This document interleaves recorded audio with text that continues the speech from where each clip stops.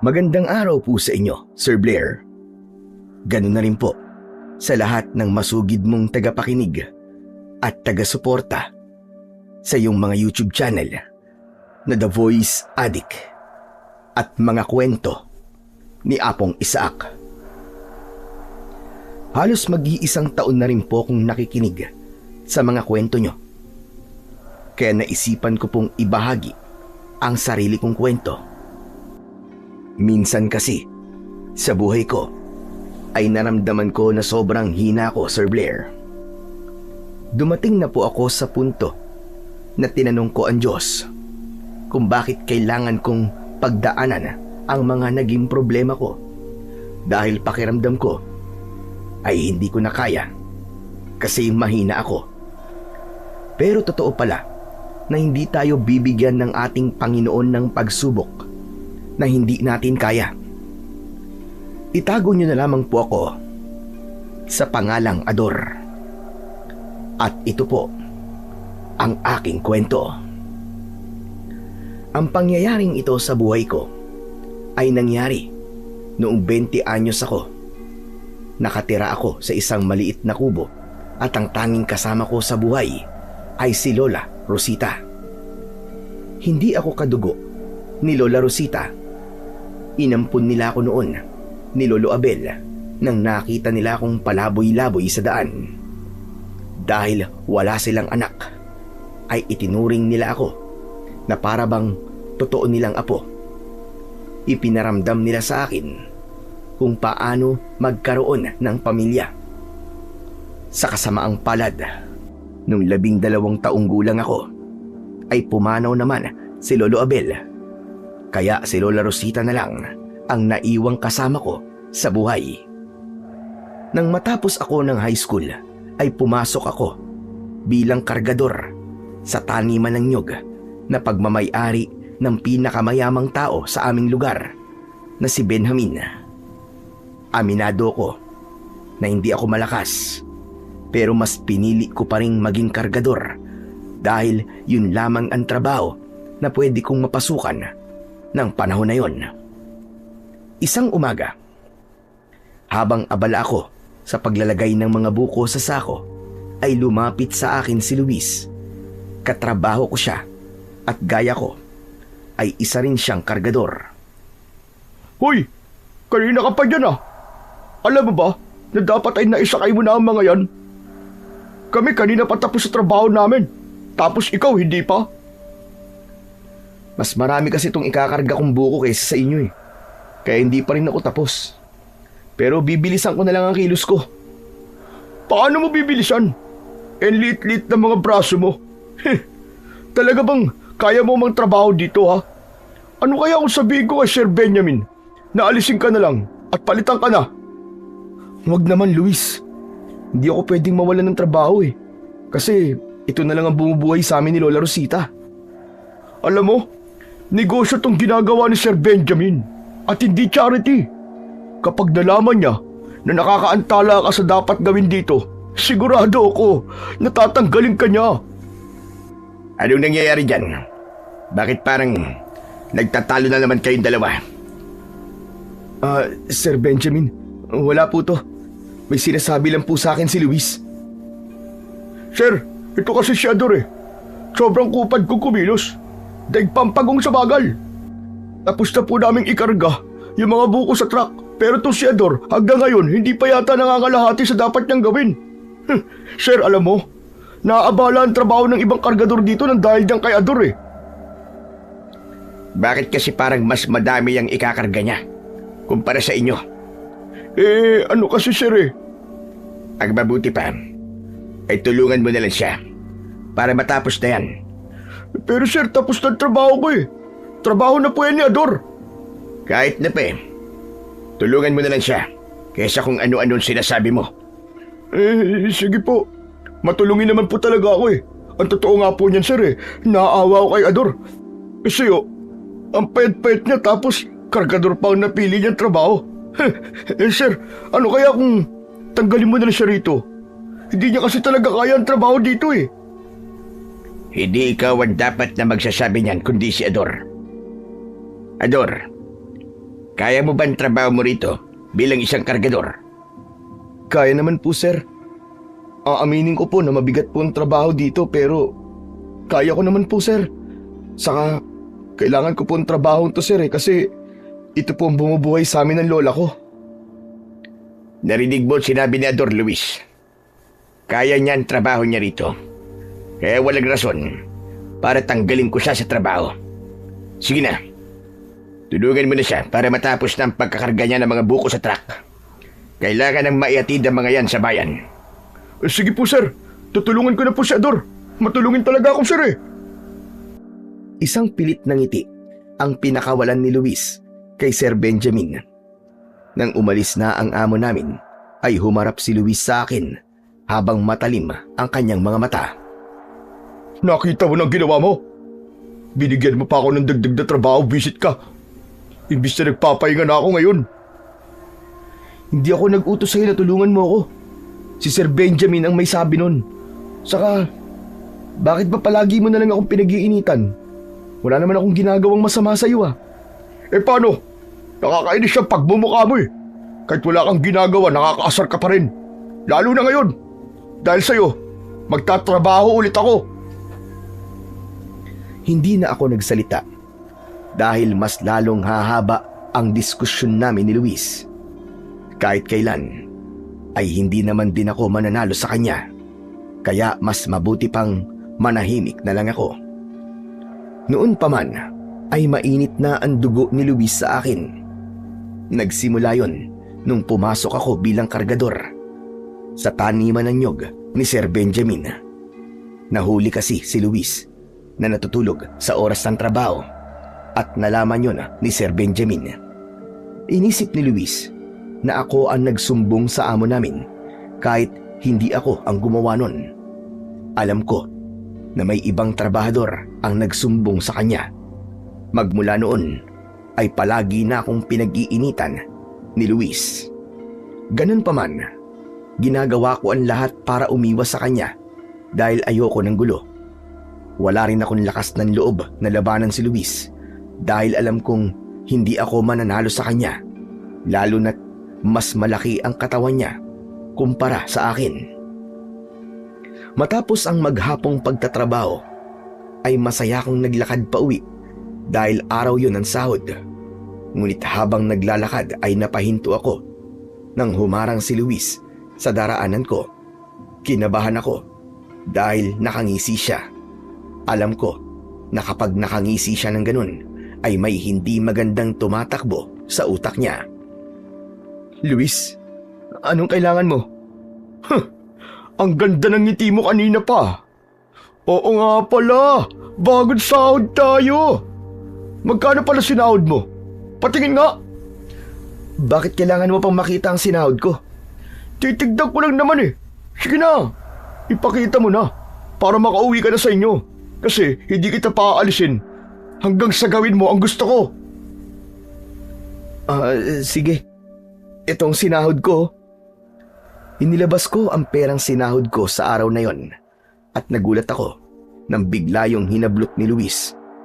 Napamaang ako nang binilang ni Luis at kumuha siya ng 200 piso. Ibinalik niya sa akin ang perang natira at agad ko yung kinuha. Anong ginagawa mo? Bakit mo binawasan ang pera ko? Nakalimutan mo na ba? Kaya tinulungan kita kanina sa trabaho na dapat ay ikaw lang mag-isang gagawa. Bayad mo to sa akin para quits na tayo. Pero si Sir Benjamin na nag-utos sa inyo na, hindi naman ako.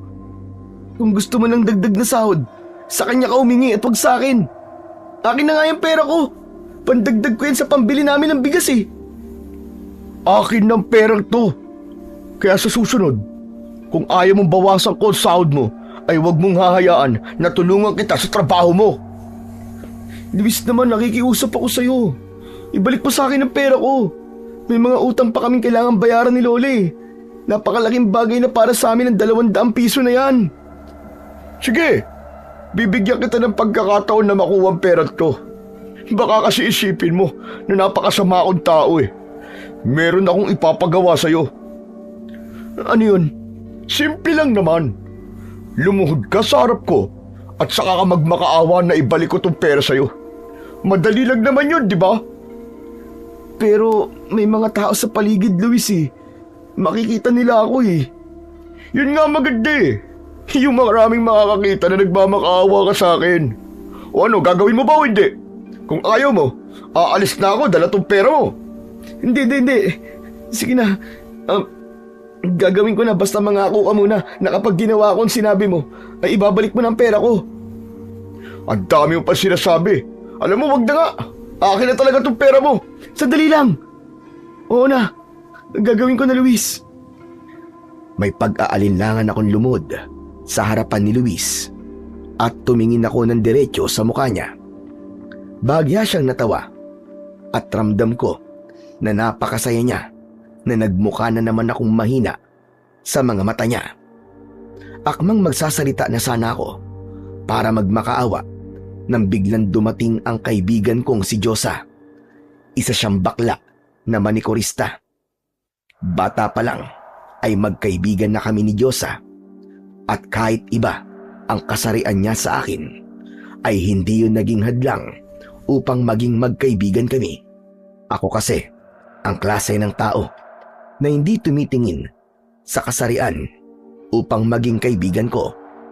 Basta alam kong mabuti kang tao, ay kaya kong makipagkaibigan sa'yo kahit ano pa ang iyong kasarian. Hinila ako ni Diyosa at itinayo niya ako. May pagtataka niya akong tinignan. Hoy, ano ka ba? Anong ginagawa mo, friend? Bakit ka nakaluhod sa harapan ng Luis na yan? Ano bang akala mo sa kanya, santo? Tignan mo nga ang pagmumukha niya. Mukha siyang demonyo. Hoy, bakla! Huwag ka makialam dito ha. At paanong hindi ako makikialam, ha? Friend ko tong kinakawawa mo, no? For sure, pinaluhod mo siya. Tinatakot mo na naman ba si Ador, ha? Ikaw, ha? Pwede ba? Huwag mong gamitin yung laki ng katawan mo para pasunurin si Ador sa kung anong iniisip mo. Diyosa, ayos lang. Di naman niya ako pinilit na gawin yun eh. Kailangan ko kasing lumod sa harapan niya para ibalik niya sa akin yung pera ko. Ano? Ninakaw ng lalaki niya ng pera mo? Hindi ko ninakaw ah. Bayad niya yun sa akin dahil tinulungan ko siya sa trabaho niya kanina doon sa taniman ng nyog. Luis, ginawa ko na yung gusto mo. Baka pwedeng ibalik mo na sa akin ang pera ko. Ano ginawa? Ang usapan, luluhod ka at magmamakaawa. Lumuhod ka lang naman eh. Hindi ka naman nagmakaawa eh. At talagang napakasama mo palang hayop ka. Pera yan ng kaibigan ko, tapos ang gusto mo ay magmamakaawa siya sa'yo para makuha niya yan? Hoy! Mahiya-hiya ka namang demonyo ka! Luis, parang awa mo no. Akin ang pera ko. Ang usapan ay usapan. Hindi mo nagawa sinabi ko kaya akin na to. Bigyan mo pa ako ng isa pang pagkakataon. Gagawin ko na ng tama ang gusto mo. Hindi na. Naubos na ang oras ko sa'yo. Diyan ka na nga! Tumalikod si Luis at mabilis siyang naglakad palayo. Hahabulin ko pa sana siya, pero maigpit na hinawakan ni Diyosa ang braso ko. Ano ka ba, friend? Huwag mo na nga sundan ang Luis na yan. Hayaan mo na siya. Kakarmahin din ng bakulaw na yon someday. Pero 200 piso pa rin yun eh. Para sa akin, malaking halaga yun. 200? Kapalit ng digdinad mo? Naku ha? Wag na. Isipin mo na lang na malaki ang pangangailangan ng Luis na yon. Kaya kailangan niyang magnakaw ng pera sa'yo. Kunwari ay tulong mo na lang yun sa kanya. Pero, para hindi ka na masad, bibigyan na lang kita ng datong. Ano to? 50 pesos? O bakit? Chusi ka pa ba? Aba. Makakabili na ng 1 kilong bigas yan, ano? Alam mo, ang mabuti pa ay ihatid na kita sa inyo at baka mamaya ibalikan ka pa ni Luis. Tara, let's! Mabigat ang loob na naglakad ako pa uwi sa aming bahay habang nasa tabi ko si Diyosa. Maaaring sa iba ay maliit na halaga ang 200 piso pero para sa akin na mahirap ay malaki na yon. Nang malapit na kami ni Diyosa sa bahay ay kinausap ko siya. Oo nga pala, huwag mong sabihin kay Lola ang nangyari ha. At bakit naman? Kilala mo si Lola Rosita. Maawa lang yun sa akin. Malulungkot siya kapag nalaman niya na may hindi na naman magandang ginawa si Luis sa akin. Friend naman kasi, ano ka ba? Bakit hindi mo labanan si Luis? Malaki lang ang katawan niya, pero mahina talaga siya. Kering-keri mo siyang balasahin. Alam mo namang di ako marunong makipag-away eh. Saka, ikumpara mo nga tong katawan ko sa katawan niya. Baka isang suntok lang nun sa akin eh, tulog na kagad ako. Mahina talaga ang loob mo. Pero kung magtitiwala ka lang sa self mo, sure ako na kaya mong labanan ang Luis na yon.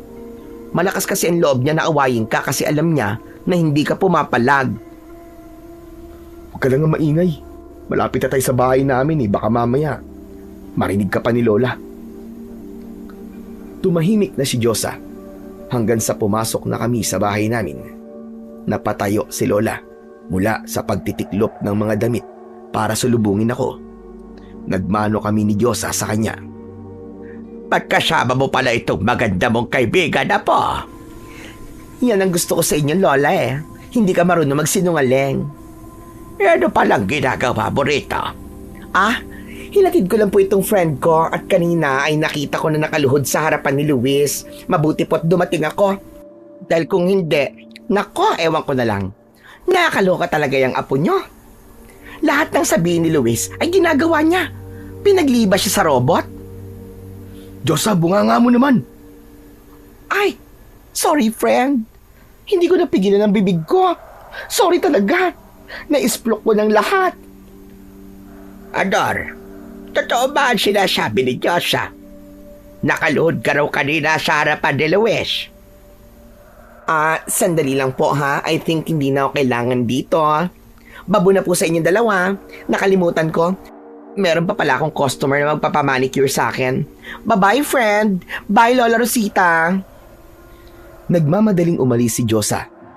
Alam ko na sinadya niyang sabihin kay Lola ang nangyari kanina at hindi totoong nadulas lang siyang sabihin ang ginawa sa akin ni Luis. Tumingin si Lola Rosita sa akin na para siyang isang imbestigador. Anong nangyari, Apo? Bakit ka lumuhod sa harapan ni Luis? Ano po kasi, gusto ko lang po sanang makuha yung pera ko na inagaw niya po sa akin. Inutusan po kasi siya ni Sir Benjamin na tulungan po ako sa trabaho. Yun, bayad ko raw po yun sa kanya. Tapos sabi ni Luis para ibalik niya daw yung pera ko, kailangan daw lumuda ko sa harapan niya at magmakaawa. Kaya lang hindi ko po nagawang magmakaawa sa kanya kaya hindi niya po binalik yung pera ko. Magkano ba yung pera kinuha ni Luis sa'yo? At kailangan mo pang lumuhod para lang babawi yun sa kanya? 200 pesos po. Ano ka ba? Sa ganung halaga ay nagpauto ka kay Luis. Apo naman, matanda ka na. May isip ka na. Hindi ka na dapat nagpapauto kay Luis dahil alam kong kilala mo na siya. Sigurado ko na kahit gawin mo ng maayos ang gusto niya, ay hindi pa rin niya ibabalik sa'yo ang pera mo. Sinubukan ko lang naman po eh. Kahit 200 lang po yun la. Malaking halaga na po yun. Pabili na po natin sana ng bigas yun eh. Ang mabuti pa, ay kausapin ko na si Luis ngayon. Kailangan niyang mapagsabihan para hindi niya na yun gawin ulit sa'yo. Huwag na po la. Parang hindi niya naman po kilala si Luis. Hindi po yun makikinig sa inyo. Mas lalo lang po niya akong pag-iinitan sa trabaho. Bakit kasi hindi ka lumaban? Ipakita mo sa kanya na hindi kanya pwedeng tapak-tapakan na lang. Sana po madali lang gawin yung sinasabi niyo la. Pero hindi po ganun kadaling labanan si Luis. Marami po siyang kaibigan doon sa taniman ninyo. Pagtutulungan po nila ako. Naaawa na kasi ako sa'yo, Ador Apo. Napakabuti mo. Pero ganyan ang isinusukli sa'yo ng mga tao. At bilang lola mo, masakit para sa akin na malaman na may mga umaapi sa'yo. Tapos wala akong magawa para ipagtanggol ka. Huwag niyo po akong intindihin la. Ayos lang po ako. Kaya ko naman po ang sarili ko eh. Saka, sanay na rin naman po ako kay Luis. Ang importante, hindi po niya ako sinasaktan ng pisikal. Ang mabuti pa po ay magsasaing na po ako para makakain na po tayo mamaya. Bibili lang po ako ng itlog at sardinas sa tindahan at gagawin kong torta para may ulam po tayo. Saka, ito po pala yung natira sa sahod ko. Bayaran niyo na po yung kalahati ng utang natin kay Aling Maria. Sabihin niyo po na yung kulang ay sa susunod na pagsahod ko na lang po. Ngumiti ako kay Lola Rosita para ipakita sa kanya na ayos lang ako. Tumalikod na ako at nagtungo ako sa kusina para magsaing. Sinadya kong tapusin na ang aming pag-uusap dahil alam ko na kung hahaba pa yun ay iiyak na ang lola ko. Pagdating kasi sa akin ay malambot ang puso niya. Alam ko na kung malakas pa siya ay sigurado ko na siya ang mangungunang ipagtanggol ako sa mga taong umaapi sa akin. Pagsapit ng 7:00 ng gabi ay naghain na ako ng hapunan. Maya-maya pa ay magkasabay na kaming kumakain ni Lola Rosita. Oo nga pala. Huwag ka naglumabas siya at baka makasalubog mo sa daan yung aswang. Mahirap na. Kahit ilang buwan lang nakalilipas simula ng huli niyang pag-atake, ay hindi pa rin tayo sigurado na wala na siya rito sa lugar natin. Hindi naman po talaga ako lumalabas kapag gabi na eh. Nagpapaalala lamang ako sa'yo. Pero sino po kaya yung aswang dito, no? Parang binatilyo pa yata ako nang may napapabalita na rito na pinatay ng aswang eh. Hindi ko rin alam.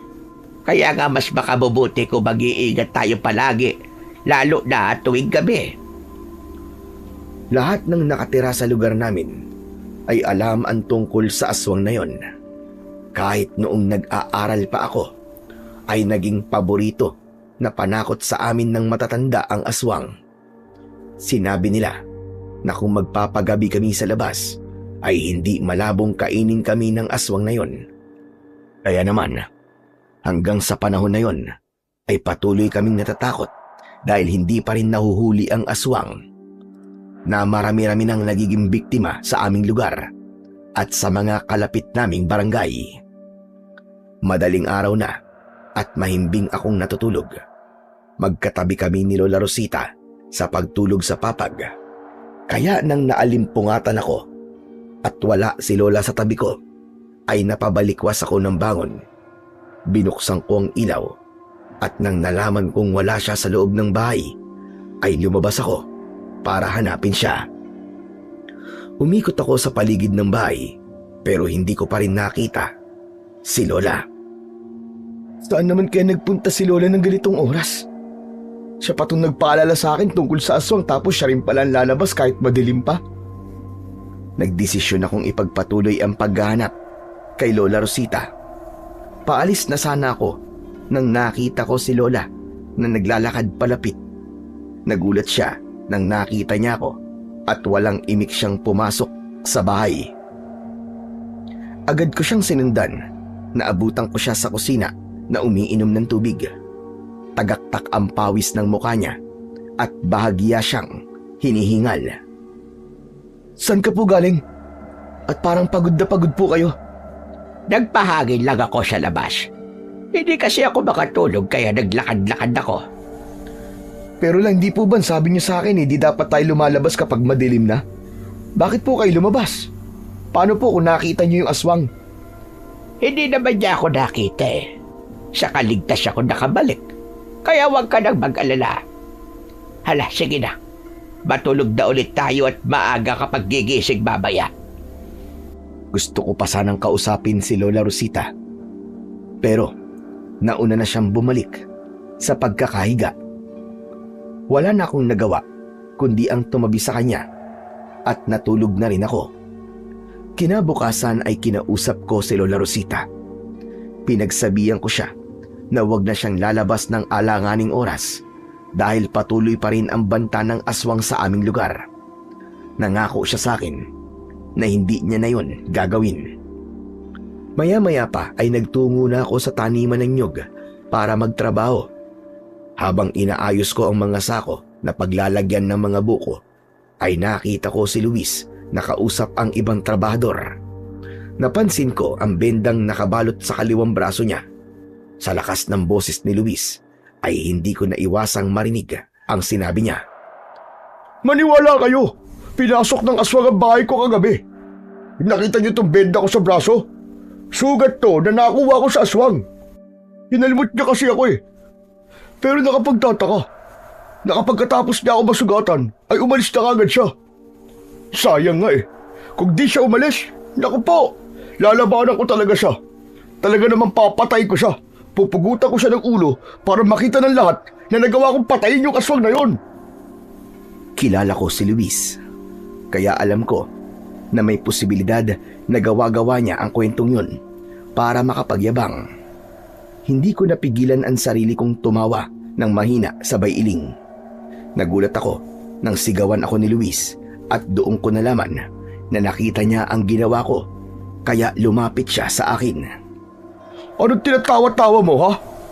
Ako ba pinagtatawanan mo? Ha? Hindi ah. May naalala lang kasi akong nakakatawa kaya tumawa ako ng mag-isa. Sinungaling! Narinig mo yung sinabi ko. At siguro iniisip mo na hindi totoo mga sinabi ko. Huling-huli kita. Na pagkatapos ko magsalita ay tumawa ka. Hindi kita pinagtatawanan, Luis. Nagkakamali ka ng iniisip. Magsasalita pa sana si Luis nang isang trabahador ang dumating at sinabi na pinapatawag kami lahat ni Sir Benjamin sa labas ng bahay nito.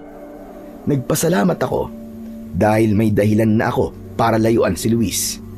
Nagmamadali akong naglakad palayo sa kanya.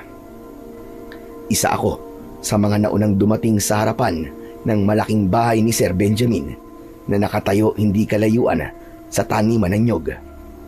Nang makumpleto na ang lahat ng trabahador, ay nagsimula na siyang magsalita. Hindi na ako magpapaligoy-ligoy pa. Nakarating sa akin na may mga nawawalang sako-sako ng nyug na nakaimbak sa bodega.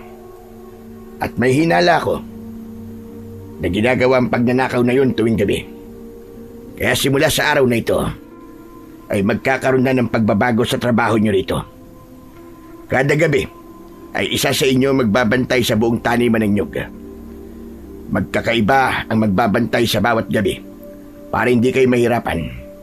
Huwag kayong mag-alala dahil may karagdagang sahod ang ibibigay sa mga magbabantay.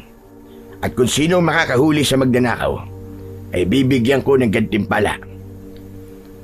Mawalang galang na, sir. Pero ano pong gantimpala? Pera. 10,000 piso. Nagkaroon ng bulungan ang mga trabahador habang ako naman ay matamang nakatingin kay Sir Benjamin habang isa-isa niyang tinitignan ang bawat isa sa amin. Kinabahan ako nang huminto ang mga mata niya sa akin. Ikaw, Ador. Ikaw ang itatalaga kong magbabantay mamayang gabi. Ho? Ano po? Bakit ako po? Ayaw mo ba? Hindi naman po sa ganun, sir. Naku, sir. Hindi mo maaasahan niya si Ador. Panigurado kapag nakita niya yung magnanakaw, ay matatakot siya. Kaya hindi niya yung mahuhuli. Tumahimik ka, Luis. Hindi ka ang kinakausap ko. Ano, Ador? Kaya mo bang magbantay mamayang gabi? Sige po, sir. Pumapayag po ako. Mabuti naman kung ganun. Pagka-uwi mo sa bahay mo, ay bumalik ka rito ng alas 7 ng gabi at simulan mo na ang pagbabantay. Matatapos ang pagbabantay mo kapag alas 5 na ng umaga. At dahil alam kong mapupuyat ka, ay di na muna kita papapasukin bukas. Pero may sahod ka pa rin. Ganon din ang gagawin ng mga susunod na magbabantay.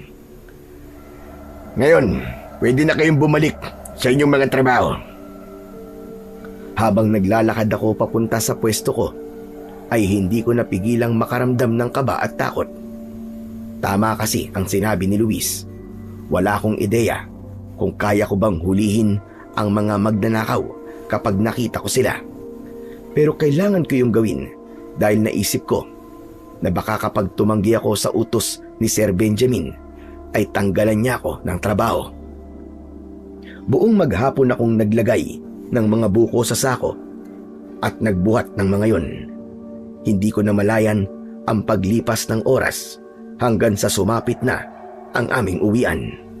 Pagdating ko sa bahay ay agad kong sinabi kay Lola Rosita ang pagbabantay ko sa taniman ng nyug mamayang gabi. Kaya mo ba ang trabaho na yon? Sa totoo lang po, Lola, hindi ko alam eh. Nahiya lang po akong tumanggi kay Sir Benjamin eh. Kapag mga ganong pagkakataon ay hindi ka dapat nahihiya. Sinasabi mo dapat kung kaya mo o hindi ang isang bagay. Hayaan niyo na po, La. Wala naman po sigurong masamang mangyayari sa akin mamaya. Saka isang gabi lang naman po yun. Sa susunod na mga gabi ay hindi na po ako magbabantay. Siguro naman po ay mahuhuli na yung mga magnanakaw bago ulit dumating ang gabi na kailangan ko ulit magbantay. Ikaw ang bahala. Basta't mag-iingat ka labang. Maya-maya pa ay magkasabay na kaming kumain ng hapunan. Ilang minuto bago sumapit ang 7:00 ng gabi ay bumalik na ako sa taniman ng nyug para magbantay.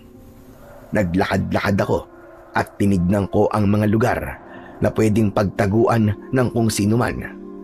Nagpunta rin ako sa bodega at umikot ako sa paligid nun. Makalipas ang ilang oras, ay nanatili namang tahimik ang paligid. Patuloy ako sa pag-iikot hanggang sa nakita ko na may isang lalaki ang lumabas sa bodega. May tulak siyang kariton na naglalaman ng sako-sakong mga nyug. Yung magnanakaw!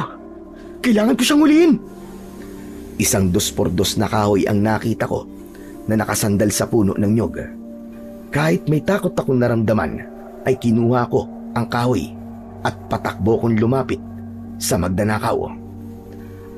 Ang inisip ko ay ang 10,000 piso na maaari kong makuha sa sandaling mahuli ko ang magnanakaw. Malaki kasi ang maitutulong ng perang yon sa amin ng lola ko. Nang malapit na ako sa magnanakaw, ay napansin niya ako. Tumingin siya sa akin, pero dahil may suot siyang bonnet mask sa ulo, ay hindi ko nakita ang kanyang muka. Hoy! Ibalik mo yung mga ninakaw mo sa bodega! Ang kapal ng mukha mo magnakaw! Ang laki-laki ng katawan mo! Bakit di ka magtrabaho na marangal? Napaatras ako nang mabilis nang lumapit ang magnanakaw sa akin.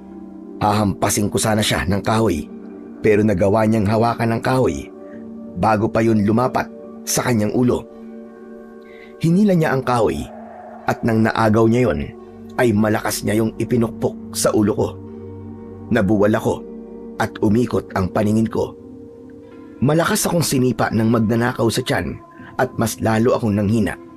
Pero naisip ko na kung hindi ako lalaban ay baka patayin ako ng magnanakaw.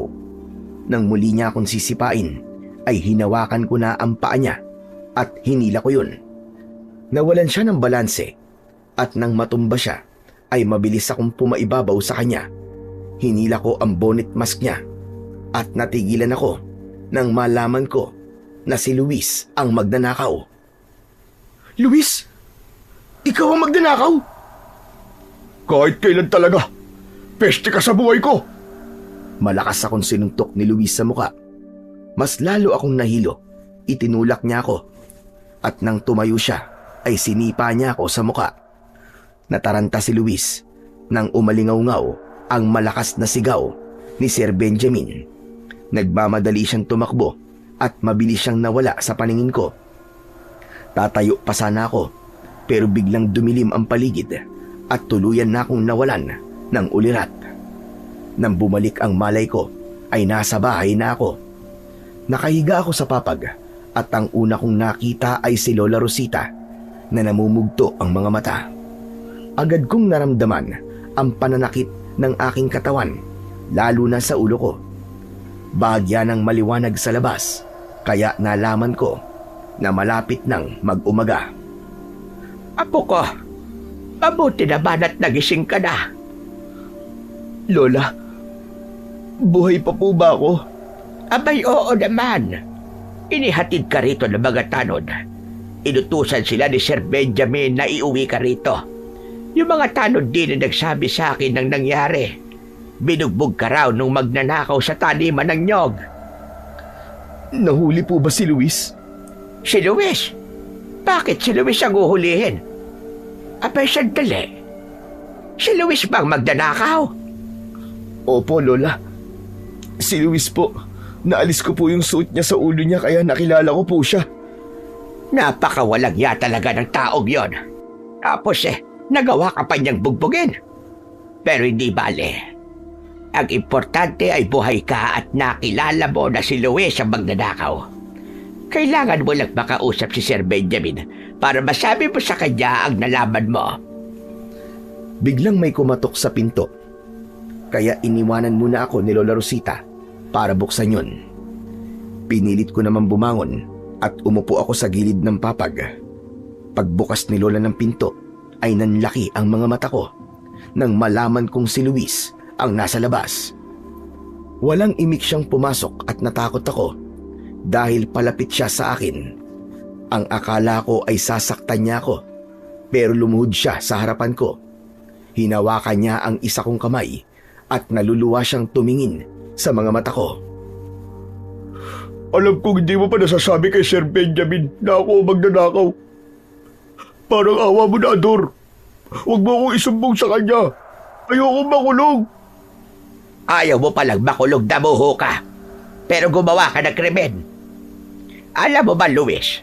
Gustong-gusto na kitang saksakin ng kutsilyo ngayon din. Dahil sa ginawa mo sa apo ko. Magpasalamat ka dahil nakapagpipigil pa ako. Tingnan mo ang itsura ni Ador. Halos hindi ko na siya makilala dahil sa pambubugbog mo sa kanya. Alam ko po, mali po ang ginawa ko kay Ador. Nataranta ako kaya ako siya nasaktan. At nagawa ko lang ang pagdanakaw na yun dahil nagpadala na sulat ang kapatid ko sa akin.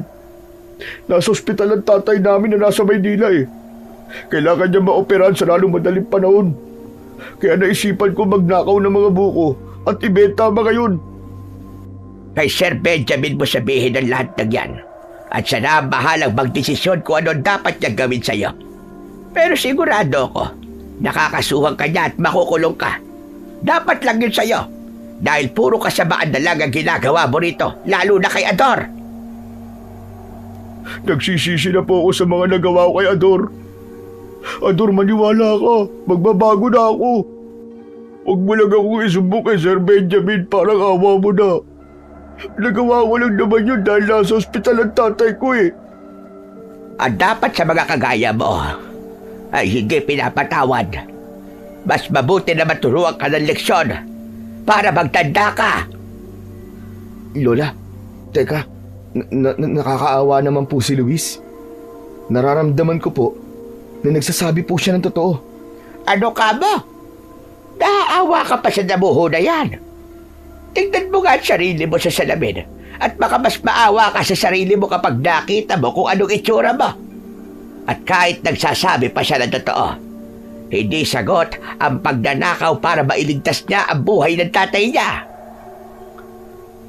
Tumingin ako kay Luis at hindi ako makapaniwala na magmamakaawa siya sa akin ng ganong katindi. Naramdaman ko ang takot niya. Alam ko na biktima lang siya ng sitwasyon niya at kung may ibang paraan ay hindi siya magnanakaw. Pinapatawad na kita, Luis. Huwag ka mag-alala dahil hindi ko sasabihin kay Sir Benjamin na ikaw yung magnanakaw. Pero mangako ka sa akin na hindi mo na ulit gagawin yon at magbabago ka na. Oh, nangangako ko sa'yo na hindi na ulit ako magnanakaw at magiging mabuting tao na ako.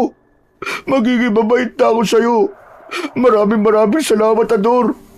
At sana, mapatawad mo pa ako sa lahat ng mga nagawa ko sa'yo. Patawarin mo ako. Nagsisisi na talaga ako. Kulang na lang ay yakapin ako ni Luis ng sandaling yon. Napailing si Lola Rosita habang nakatingin sa akin at alam kong tutol siya sa naging desisyon ko. Hindi nagtagal ay umalis na si Luis. Umasa ako na tutuparin niya ang kanyang mga pangako. Bago siya umalis ay sinabi ko rin sa kanya na kung makikita ko na ginagawa pa rin niya ang hindi magandang bagay na yon na ginawa niya noon, ay hindi ako magdadalawang isip na isumbong siya kay Sir Benjamin. Walang masama sa pagiging mabait, Ador. Pero yung pagiging mabait mo ang magpapapahamak sa'yo. Hindi ako makapaniwala na matapos ng lahat na ginawa sa ni Luis, ay patatawarin mo siya. Hindi lang yon. Pagtatakpan mo rin siya sa krimen na ginawa niya. Alam ko po na masasabing katangahan po ang ginawa ko, Lola. Pero gusto ko pong bigyan ng pagkakataon si Luis para magbago. Baka po kasi may mga napagtanto siya sa mga nangyari, lalo na alam niya na maaari po siyang makulong. Huwag po kayo mag-alala, dahil kung sakaling gumawa ulit siya ng masama, ay isusumbong ko na talaga siya kay Sir Benjamin. Matapos yon, ay pinagpahinga na ulit ako ni Lola Rosita dahil sa bigat ng pakiramdam ko ay agad akong nakabalik sa pagtulog. Bandang tanghali na nang nagising ako. Kumain na kami ni Lola ng pananghalian at pagkatapos ay may isang trabahador mula sa taniman ng nyog ang dumating. Aniya ay pinapatawag daw ako ni Sir Benjamin. Alam ko, nakakausapin ako ng amo namin upang itanong kung nakilala ko ba kung sino ang magdanakaw. Kaya kahit masakit pa ang buong katawan ko, ay nagtungo ako sa bahay ni Sir Benjamin. Pagdating doon, ay pinaupo niya ako sa malambot na sofa sa kanyang sala. Ikinalulungkot ko nangyari sa'yo. Pero huwag ka mag-alala. Dahil sasagutin ko ang pagpapagamot mo at sasahod ka pa rin kahit hindi ka pumapasok sa trabaho. Magpagaling at magpalakas ka muna bago ka bumalik sa pagtatrabaho. Maraming salamat po, sir. Alam mo kung bakit kita pinatawag dito. Pasensya ka na kung kailangan kitang kausapin kahit puno pa ng sugat at pasa ang katawan mo. Kaya lang, ay hindi ko na kayang maghintay ng ilang araw pa dahil gusto ko nang malaman kung sino ang magnanakaw ng mga nyog. Nakita mo ba ang mukha niya? Nakilala mo ba siya? Pasensya na po, sir. Pero hindi po eh. Paanong di mo siya nakilala? Kahit nasa malayo ako, ay nakita kong nagawa mong tanggalin ang nakasaklob sa ulo niya. Isa pa, naiwanan na magnanakaw ang bonnet mask niya. Kaya sigurado akong nakita mong kanyang mukha. Tama po kayo, sir. Nakita ko nga po ang mukha ng magnanakaw. Pero ang problema, hindi ko naman po siya kilala. Sa palagay ko, sir, di po siya taga rito sa lugar natin eh. Malamang dayo po ang magnanakaw na yun. Di ko rin po matandaan ang itsura niya, sir, kasi madilim po ron eh. Sir, pasensya na po talaga kayo kung di ko po kayo matutulungan na matukoy ang katauhan po ng magnanakaw. Ganun ba? Naku, sayang naman pala. Ang buong akala ko pa naman ay makukulong nang walang niyang magnanakaw na yun. Pero hindi bale. Naiintindihan ko kung hindi mo na matandaan ang mukha niya. Ang mga pulis na siguro ang bahalang mag-imbestiga. Yun lang naman ang gusto kong itanong sa'yo. Sige na, maaari ka nang umuwi at magpahinga. Nagpasalamat muna ako kay Sir Benjamin bago ko umalis. Pagdating ko sa bahay, ay umupo muna ako sa labas at tumingin ako sa malayo. Sa kabila ng napakaraming pang-aapi na naranasan ko kay Luis, ay wala akong pinagsisisihan sa naging desisyon ko at wala akong ibang gustong mangyari kay Luis kundi ang magbago na siya ng tuluyan. Habang nakaupo ako sa labas, ay tinawag ako ni Lola Rosita. Pumasok ako sa bahay namin at nakita ko si Lola na nakaupo sa may hapagkainan. Seryoso ang mukha niya nang umupo ako sa tapat niya. Nagkausap na ba kayo ni Sir Benjamin? Hindi mo ba talaga isinumbong si Luis? Hindi po, Lola. Habang wala ka, ay pinag-isipan ko desisyon mong yon. Napagtanto ko na kaya gano'n na naging pasya mo ay dahil masyado kang mabait. Ador, gaya ng sinabi ko sa iyo, ay walang masama sa pagiging mabait. Ngunit lahat ng bagay kapag sobra ay hindi na maganda. Kapag sobrang kabaitan mo, ay malaki ang posibilidad na abusuhin ka ng marami Alam ko rin na hindi mo kayang ipagtanggol ang sarili mo sa mga taong mag-aabuso sa iyo dahil ang totoo ay mahina ka. Sandali lang po. Saan po ba papunta tong pag-uusap natin, Lola? Bata ka pa lang ay alam kong marami na ang umaapi sa iyo dahil ang tingin nila sa iyo ay mahina. Alam nila na hindi mo sila lalabanan. Pagod na akong makita kang nasasaktan na po. Ayoko nang malaman na may nang aapi sa iyo. At ang gusto ko, simula sa araw na ito, ay magkakaroon ka na ng kakayahan na ipagtanggol ang sarili mo. Marami pong salamat sa mga sinabi niyo, Lola, pero hindi ko po talaga maintindihan ang gusto niyo sabihin eh. May isang bagay akong ibibigay sa iyo. Isang bagay na magagamit mo kung sakaling merong mag-aapi sa iyo o kapag kailangan mong lumaban. Akin na ang kaliwang kamay mo. Nagtataka man, ay sinunod ko pa rin si Lola. Ipinatong ko sa lamesa ang kaliwang kamay ko. May inilabas si Lola na isang pulseras na gawa sa itim na tali. Meron yung kulay puting bagay na tila palawit. Sa unang tingin, ay alam kong pangil ng isang hayop ang palawit nun, ngunit hindi ko matukoy kung saang hayop nagmula ang pangil na yon. Isinuot ni Lola Rosita sa braso ko ang pulseras. Ano po ba to? At paano ko po magagamit ang isang pulseras para ipagtanggol ang sarili ko? Ang pulseras na yan ay may mutya ng pangil ng kalabaw. Pangil ng kalabaw? Meron po bang pangil ng kalabaw? Parang wala naman po ah. Meron. Pero bihira ang kalabaw na nagtataglay ng pangil.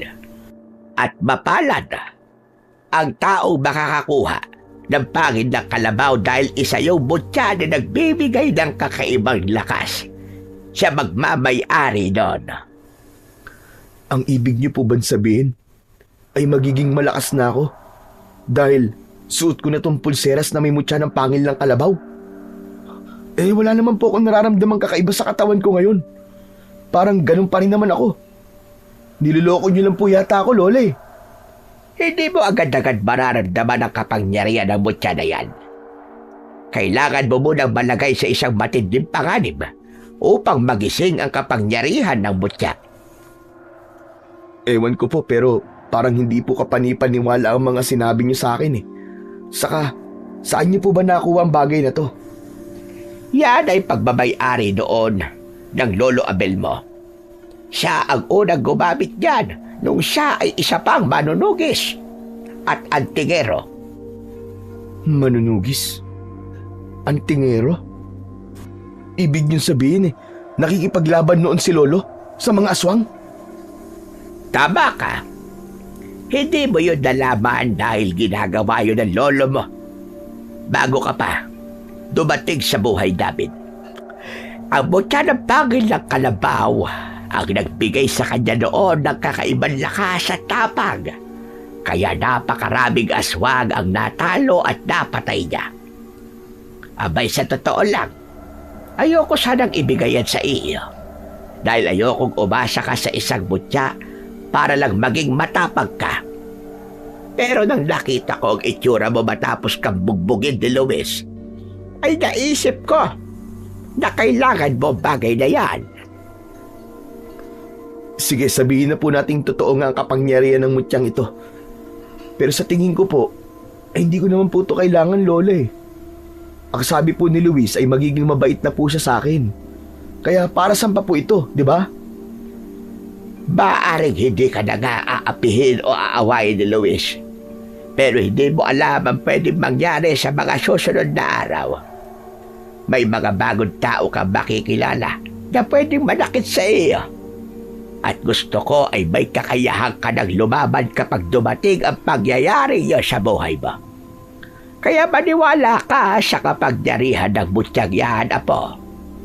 Mas magiging malakas ka kung magkakaroon ka ng tiwala sa pinaggagalingan ng iyong kapangyarihan. Hinawakan ni Lola Rosita ang isa kong kamay at masuyo niya yung pinisil. Tinignan ko ang mutya ng pangil ng kalabaw at hanggang sa sandaling yon ay hindi ko alam kung dapat ba akong maniwala na meron yung kapangyarihan o wala. Kinagabihan, habang mahimbing akong natutulog, ay may kakaiba akong naramdaman. Bigla akong nagising sa hindi malamang dahilan. Kinabahan ako nang hindi ko nakita si Lola Rosita sa tabi ko.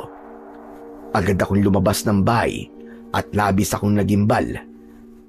Nang pagpunta ko sa likod ng bahay ay isang kahindik-hindik na nilalang ang naroon. May mahahaba siyang kuko at matutulis na mga ngipin. Nanlilisik ang malalaki niyang mga mata. May umaagos na malapot na laway mula sa bibig niya. Napatda ako at hindi kagad ako nakagalaw. Sigurado ko na ang nilalang na yon ay ang aswang na pumapatay ng mga tao sa aming lugar. Hindi nagtagal ay unti-unting lumapit sa akin ang aswang. Tatakbo sana ako, pero naramdaman ko ang bahagyang pag-init ng mutya ng pangil ng kalabaw. May gumapang nakakaibang enerhiya sa buong katawan ko na alam kong mula sa mutya. Mabilis na nawala ang takot ko at naramdaman ko na sa sandaling yon ay kayang-kaya kong labanan ang aswang. Alam ko na nabuhay na ang kapangyarihan ng mutya dahil gaya ng sinabi ni Lola ay kailangan kong humarap sa isang matinding panganib upang mabuhay ang kapangyarihan nun. Huwag kang lalapit! Hindi ako natatakot sa'yo! Nasaan ang lola ko, ha? Huwag mong sabihin na may ginawa ka sa kanya! Malakas na umangil ang aswang, saka siya mabilis na sumugod papunta sa akin. Inihanda ko ang sarili ko. Kahit wala akong hawak na sandata, ay alam ko na kayang-kaya ko siyang talunin gamit lamang ang sarili kong lakas. Pagkalapit sa akin ng aswang, ay hinawakan ko ang katawan niya at walang kahirap-hirap ko siyang binuhat. Ibinalibag ko siya sa lupa at narinig ko ang pag-igit niya. Agad na tumayo ang aswang at mabilis siyang tumakbo papunta sa talayban sa likod ng aming bahay. Si Lola, baka kaya wala siya sa bahay ay kung ano nang ginawa sa kanya nung hayop na aswang na yun. Kailangan ko sundan yung aswang. Sinundan ko ang pinuntahan ng aswang pero hindi ko na siya nakita. Hindi pa rin ako tumigil sa paglalakad hanggang sa nakarating na ako sa kakauyan, nakadugtong ng talayban. Malakas ang pakiramdam ko na naroon ang aswang dahil yun lamang ang lugar na maaari niyang pagtaguan. Nagpatuloy ako sa paghahanap sa aswang hanggang sa may narinig akong kaluskos sa kung saan. Sinundan ko ang tunog na yon at nagtago ako sa likod ng isang puno nang nakita ko ang aswang. Sa palagay ko ay nagbabago na siya ng anyo at magiging tao na siya. Kaya imbis na atakihin siya, ay hinintay ko na magpalit siya ng anyo upang malaman ko kung sino ang aswang. Hindi nagtagal ay tuluyan nang naging tao ang aswang at labis akong nagimbal nang nalaman ko na si Lola Rosita ang aswang na yon. Nanlamig ang buong katawan ko. Gusto kong isipin na panaginip lamang ang lahat, pero hindi ko kayang itanggi sa sarili ko na yun ang katotohanan. Sinamantala ko ang pagkakataon habang nanghihina pa si Lola Rosita. Tahimik at nakatulala akong bumalik sa bahay. Pagdating sa bahay ay wala sa sarili na umupo ako sa papag. Si Lola, siyang aswang. Ibig sabihin, siya rin ang pumatay sa mga tao rito sa lugar namin. Napapitlag ako nang pumasok si Lola Rosita. Maging siya ay nagulat nang nakitang gising ako. Ador, abay bakit gising ka pa? Nagising po ako kasi may naramdaman po akong kakaiba. Isang aswang pong nakita ko sa likod ng bahay. At dahil sa kanya, ay nagising na ang kapangyarihan ng mutya. Nararamdaman ko na po ang kapangyarihan at lakas ng mutya ng pangil ng kalabaw. Mabuti naman kung ganon. Ikaw, kumusta ka? Hindi ka ba sinaktan ng aswang? Ayos lang naman po ako, Lola. Kayo po, saan po kayo galing? Ang totoo niyan ay nauna akong nagising sa'yo. Lumabas ako at tama ka. May aswang sa labas. Tumakas ako sa kanya. Sinubukan kong ilayo siya sa bahay natin para hindi kanya saktan. Nakita ko po kayo, Lola. Alam ko na ang totoo. Isa kang aswang. Sinundan ko kanina yung aswang nung tumakas siya at nakita ko mismo na naging ikaw yung aswang. Umurong ang dila ni Lola Rosita. Parehas na nangilid ang luha namin. Hayaan mo kong magpaliwanag, Apo. Ang buong akala ko, Lola, ay kilala na kita. Dahil mula pagkabata ay magkasama na tayo. Pero hindi pa pala. Meron ka palang tinatagong sikreto. Hindi ko akalain na ang taong umampon at nag-aruga sa akin ay isang aswang na pumatay sa napakaraming tao sa lugar na to. Ano ba sinasabi mo? Hindi ako ang pumatay sa mga tao rito. Oo, inaamin ko aswang ako. Pero hindi ako pumapatay o kumakain ng tao. Inamin mo na po na aswang ka. Kaya aminin mo na rin ang mga ginawa mo. Hindi ako ang aswang na pumapatay sa mga tao sa lugar na ito. May iba pang aswang na gumagawa nun. Kung hahayaan mo kung magpaliwanag ay sigurado ko na mas maiintindihan mo ang lahat. Hahayaan po kitang magpaliwanag. Pero sa pagkakataon na to, ay ayoko na po ng kasinungalingan. Nangangako ako. Walang halong kasinungalingan na sasabihin ko sa'yo. Tama ka. Isa nga akong aswang. Nang nakilala ko ang Lolo Abel mo, nung isa pa siyang manunugis, ay pinago ko ng kanyang pagmamahal. Tinanggap ako ng lolo mo kahit meron akong madilim na pagkatao. Siya ang nagturo sa akin kung paanong mabuhay bilang isang aswang na hindi kailangan pumatay ng tao.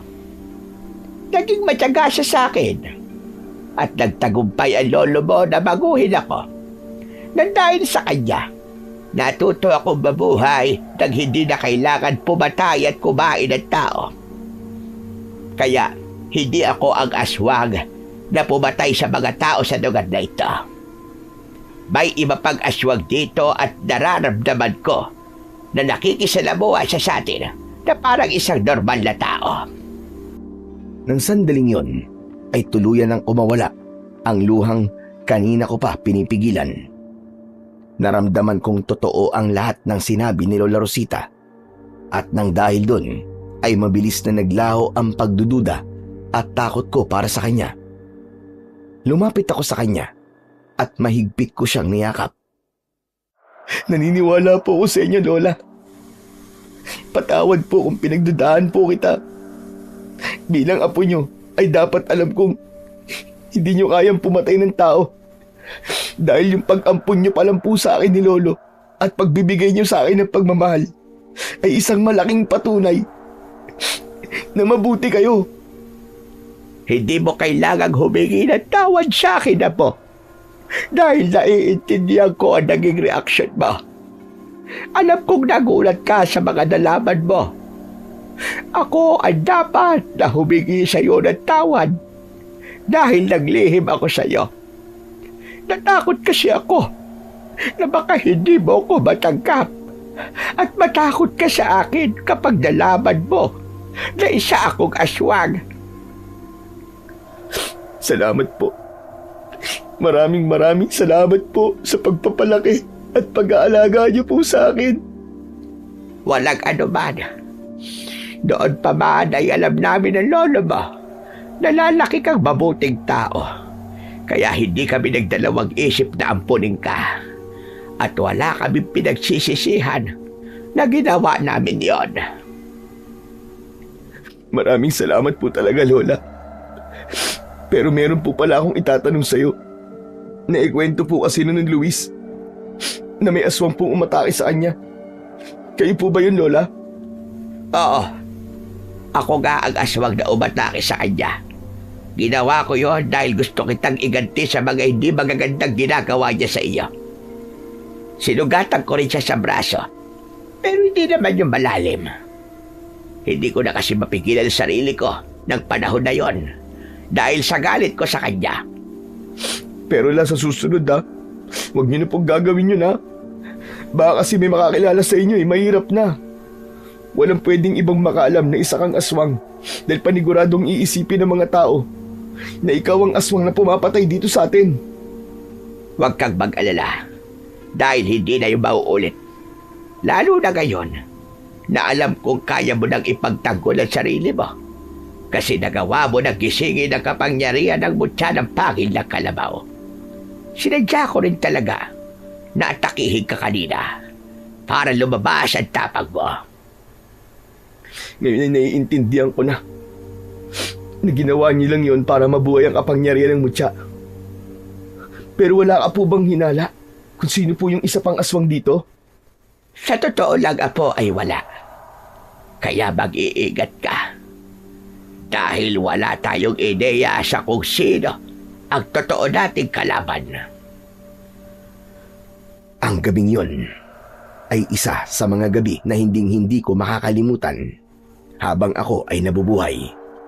Sa gabing yun kasi ay nakilala ko ng lubusan si Lola Rosita at labis akong humanga kay Lolo Abel dahil nagawa niyang mahalin ng isang aswang na kagaya ng lola ko. Isa yung patunay na pagdating sa pag-ibig ay hindi nito nakikita ang mali ng isang tao. Nang dahil sa mutya ng pangil ng kalabaw ay naging mabilis ang pagbawi ko sa aking lakas. Pakiramdam ko ay muli akong ipinanganak nang dahil sa panibagong lakas at tapang na meron ako. Nakabalik na ako sa pagtatrabaho at nakatulong ng gusto ang mutya sa pagiging kargador ko. Hindi na ako nahirapan sa pagbuhat sa mga sako ng buko. Madali ko na yung nadadala sa truck at napansin yun ng mga katrabaho ko, lalo na si Luis. Naging totoo si Luis sa ipinangako niya sa akin. Napansin ko na naging maayos na ang pakikitungo niya sa lahat, hindi lang sa akin. Hindi rin ako makapaniwala na magiging magkaibigan kaming dalawa. Isang hapon ay magkasabay kaming umalis ni Luis sa taniman ng nyog para umuwi. Oo nga pala, hindi pa ulit ako nakapagpapasalamat sa'yo. Para sa naman? Kasi hindi mo ako sinumbong kay Sir Benjamin. Kung sinumbong mo kasi ako, malamang nasa kulungan na ako ngayon. Wala na yun. Basta tuloy-tuloy mo lang ang pagbabago mo Oo naman. Lalo na ngayon na pagtanto ko na napakasarap pala mabuhay nang wala kang inaargabyadong ibang tao. Kumusta na pala ang tatay mo? Ayun, sa huling sulat ng kapatid ko ay naoperahan na raw si tatay at nagpapagaling na siya. Humingi kasi ng tulong ang kapatid ko sa mayor nila ron at sa awa ng Diyos ay tinulungan sila. Tama ang lola mo. Hindi solusyon ng pagnanakaw para mabigyan ng solusyon ng problema natin sa pera. At teka, maiba ako. Napansin ko kasi na ang lakas-lakas mo na ngayon. Dati kasi hirap na hirap kang magbuhat ng isang sako ng buko pero ngayon ay para ka lang nagbubuhat ng isang sakong bulak. Parang mas malakas ka pa yata sa akin ngayon eh. Ano kasi, nag-e-ehersisyo na kasi ako ngayon. Siguro nakatulong din yun kung bakit naging malakas ako. Saka siguro dahil matagal na rin akong kargador. Nasanay na ang katawan ko sa trabaho natin. Bakit ako? Mas matagal akong kargador kaysa sa'yo. Pero hanggang ngayon ay nahihirapan pa rin ako sa trabaho natin. Hindi ko rin alam, Luis Oo nga pala. Hindi ba ikaw na ulit ang magbabantay sa taniman ng nyug mamayang gabi? Oo. Hindi pa rin kasi tumitigil si Sir Benjamin hanggat hindi nahuhuli yung magdanakaw. May hinala pa rin siya na babalik yung magdanakaw sa taniman niya. Kaya hanggang ngayon, pinapabantayan pa rin niya yung taniman ng nyug. Wala siyang kaalam-alam na hindi na babalik yung magdanakaw dahil nagbago na. At yun ay dahil sa'yo. Maraming salamat sa pagbibigay sa akin ng pagkakataon na magbago. Napahinto kami ni Luis sa paglalakad namin nang humarang si Diyosa sa harapan namin. Nanlalaki ang mga mata niya na para bang anumang sandali ay handa siyang makipagsuntukan. Hoy, Luis! Ano na namang ginawa mo sa friend ko, ha? Kumalma ka, Diyosa. Walang ginagawang masama si Luis sa akin. Ang totoo nga niyan eh. Magkaibigan na kaming dalawa eh. Ha? Anong sinabi mo? Tama ba ang pagkakarinig ko? Kayong dalawa? Friendship na? Oo nga, magkaibigan na kami. Kaya hindi mo na kailangan magalit sa kanya. Diyos ko! Magugunaw na ba ang mundo? Paano naging mag-friendship kayong dalawa? Hoy, Ador, umamin ka nga. Tinakot ka ba nitong si Luis, ha? Kinidnap pa niya si Lola Rosita? Kaya nagiging sunod-sunuran ka na naman sa mga sinasabi niya? Walang kidnapang nangyari, Diyosa. Isipin mo na lang na sadyang may mga pangyayari talaga sa buhay na hindi natin inaasahang mangyari. Ang importante, magkaibigan na kami ni Luis ngayon. Pwede mo na rin siya maging kaibigan kung gusto mo. Oo nga naman, Diyosa. Pwede tayo maging magkaibigan. Ay nako, wait lang ha. Hindi ako sure na magiging friend din kita eh. Baka jombagin mo kasi ako ha. Hindi na ako nananakit ngayon. Promise. Si Ador ang makakapagsabi niyan. Well anyway, kung nagbago ka nang talaga, edi happy fiesta! Good for you! At least, hindi ka nasakit sa ulo ng mga tao rito lalo na kay Ador. O siya, sige na. Kailangan ko ng gumora kasi magpapalinis pa ng kuko si Aling Juanita. Kailangan ko ng puntahan yon kasi for sure aabutin ako ng madaling araw kasi parang dinosaur ang mga kuko nun. Ay Diyos ko, ewan ko ba. O bay na sa inyong dalawa ha, mag-iingat kayo ha. Nang nakaalis na si Diyosa, ay ipinagpatuloy namin ni Luis ang paglalakad. Naunang nakarating si Luis sa bahay nila. Nang nakauwi na ako, ay inabot ko kay Lola Rosita ang isang plastik ng bigas na binili ko. Kumusta na ba ang trabaho mo kanina, Apo? Ayos na ayos po. Napakalaking tulong po talaga nitong mutya sa akin kasi naging madali na po ang trabaho ko. Pakiramdam ko nga po kaya ko po magbuhat ng 2 sako ng nyug. Pero hindi ko po ginawa yun kasi paniguradong magtataka po ang mga katrabaho ko. Tama yung ginagawa mo. Huwag mong ipapaalam sa iba ang tungkol sa mutya na meron ka dahil maaaring pag-interesan niya ng ibang tao. Paniguradong yon ang magiging dahilan para manganib ang buhay mo. Oo nga pala, Lola, mamayang gabi magbabantay na naman po ako sa taniman ng nyug. Hanggang ngayon po kasi pinapabantayin pa rin po ni Sir Benjamin. Baka raw po kasi bumalik yung magnanakaw. Pero huwag po kayo mag-alala kasi wala na po ang magnanakaw kasi nagbago na si Luis. Siguro kapag napansin ni Sir Benjamin na wala nang nangyayaring nakawan, ay papatagilin na rin po niya kami sa pagbabantay tuwing gabi. Malakas na ang loob ko na magbantay sa taniman ng nyog dahil bukod na sa akin na ang mutya ng pangil ng kalabaw, ay alam ko rin na wala na roong magnanakaw. Pagsapit ng 7:00 ng gabi, ay nagtungo na ako sa taniman ng nyog ni Benjamin. Nagulat ako nang biglang lumapit sa akin si Luis at inakbayan niya ako. Luis, ano ginagawa mo rito? Sasamahan kita sa pagbabantay. Pambawi ko to doon. Sa pagbawas ko ng 200 piso sa sahod mo kasi tinulungan kita sa trabaho mo. Naaalala mo pa pala yun? Oo naman. Pero huwag ka mag-alala dahil hindi ko nababawasan ang sahod mo ngayon. Mabuti na lang at sasamahan mo ako ngayong gabi. Nakakainip kasi talaga ang magbantay dito Maganda na nandito ka para meron akong makakausap. Hindi nagtagal ay sinimulan na namin ni Luis ang pag-iikot sa taniman ng nyog. Kahit alam namin na wala nang magnanakaw doon, ay kailangan pa rin namin gawin yon dahil baka nagmamasid si Benjamin. Paniguradong mapapagalitan kami kapag nakita niyang hindi namin ginagawa ang aming trabaho. Bilog at maliwanag ang buwan ng gabing yon, kaya kahit papano ay mas maliwanag ang paligid. Nang nasa labas na kami ng bodega, ay bigla akong kinalabit ni Luis sa braso. Bakit, Luis? Hindi ba si Sir Benjamin yun? Ayun o, yung tao nasa likod ng bahay. Aba, oo nga no. Ano kayang ginagawa niya ron? Tara, lapitan natin. Babatiin lang natin siya. Pumayag ako sa gustong gawin ni Luis. Magkasama kaming naglakad papunta kay Sir Benjamin.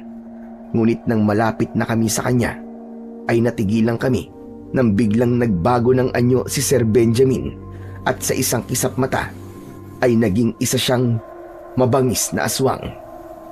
Malakas na sumigaw si Luis dahil sa sobrang takot, kaya napalingon sa amin si Sir Benjamin na nasa anyong aswang. Sir Benjamin! Ikaw ang aswang! Anong ginagawa niyo rito? Nagbabantay po. Hindi po ba inutusan niyo si Ador na magbantay? Sinamahan ko lang po siya. Kung nagbabantay kayo, anong ginagawa niyo rito? Nakita niyo isang bagay na hindi niyo dapat makita. Inilagay niyo ang mga sarili niyo sa kamatayan. Ano pong ibig niyo sabihin? Papatayin niya tayo, Luis. Dahil nalaman natin ang sikreto niya. Tama ka, Ador. Ayoko maggawin yun. Ay kailangan ko yung gawin upang maprotektan ang aking sikreto. Huwag mo kami papatayin, sir. Nangangako po kami. Hindi namin sasabihin sa ibang nakita namin. Pangako po. Hindi, Luis. Mas kailangan malaman ng lahat na isang aswang si Sir Benjamin. Sigurado ako na siya ang aswang na matagal na natin kinatatakutan. Siya ang pumatay sa mga taong pinatay noon ng aswang. Matapang ka pala, Ador. Inasahan ko pa naman. Naluluhod ka sa harapan ko at magmamakaawa ka. Na huwag ko kayong papatayin. Bagong Ador na po ang kaharap nyo ngayon. Hindi na ako duwag. At hindi ako natatakot sa inyo. Ador, ano ka ba? Ano ba sinasabi mo? Dapat ay magmakaawa na lang tayo sa kanya. Talagang papatayin tayo dyan sa mga sinasabi mo eh. Hindi ko kayo papaalisin. Kahit magmakaawa pa kayo sa akin. Kamatayan ang kaahantong kanyong dalawa ngayong gabi. Subukan mo. Dahil hindi kita uurungan. Hindi ako papayag na basta mo na lang kami patayin. Lalaban kami! Sa tingin mo ba ay matatakot ako sa pagpapanggap mo matapang ka, Ador? Sa paligid ko, ikaw pa rin ang lampang si Ador. Bakit hindi mo ako subukan ngayon para malaman mo na wala na ang lampang Ador na sinasabi mo? Siguraduhin mo lang na mapapatay mo ko ngayong gabi. Dahil kung hindi, ay may isisiwalat akong sikreto sa mga tao nito. Alam kong aswang ang Lola Rosita mo. Unang kita ko pa lang sa kanya noon, ay alam kong kauri ko siya. Sinungaling ka! Hindi totoo ang sinasabi mo, demonyo ka! Malakas na umangil ang aswang, pero ipinakita ko sa kanya na hindi ako natatakot. Nang mabilis na sumugod ang aswang, ay sinalubong ko siya. Naramdaman ko ang pagbalot ng kapangyarihan ng mutya sa aking katawan. Hinawakan ko ang mga braso ng aswang habang pilit niya akong tinutulak. Luis, tumakas ka na! Bilisan mo! Nagmamadaling tumakbo si Luis palayo habang ako ay patuloy na nakikipagpambuno sa aswang. Sa tingin mo ba ay merong maniniwala sa'yo kapag sinabi niyo na isa akong aswang? Sigurado ko na sa akin maniniwala ang lahat kapag sinabi ko na aswang ang lola mo. Huwag mong idamay ang lola ko sa kasamaan mo, hayop ka! Maaaring parehas kayong aswang. Pero napakalaki ng pagkakaiba niyong dalawa dahil hindi siya pumapatay ng tao. Malakas kong itinulak ang aswang at natumba siya sa lupa. Marahan siyang tumayo at ngumisi sa akin. Mukhang totoo nga ang sinabi mo, ha? Hindi ka na mahina ngayon. Sa palagay ko, ay mahihirapan akong talunin ka. Pero meron akong kilala na kaya kong patayin. Sino? Sino pa ba? Kundi ang mahal mong Lola Rosita. Nanlaki ang mga mata ko nang mabilis na nawala ang aswang sa harapan ko. Kinabahan ako dahil sigurado ko na papunta siya sa bahay namin para patayin si Lola. Mabilis akong tumakbo palabas ng taniman ng nyog. Sa labas ay nakasalubong ko si Luis na takot pa rin. Ano? Ano nangyari? Nagawa mo ba patayin yung aswang? Hindi, pero papunta siya sa bahay namin. Papatayin niya ang lola ko. Ano? Sasamahan na kita! Hindi ko na pinigilan si Luis nang kasama ko siyang tumakbo pauwi sa bahay. Panay ang dasal ko na sana ay maunahan ko si Sir Benjamin dahil kung hindi ay baka kung anong masamang mangyari kay Lola.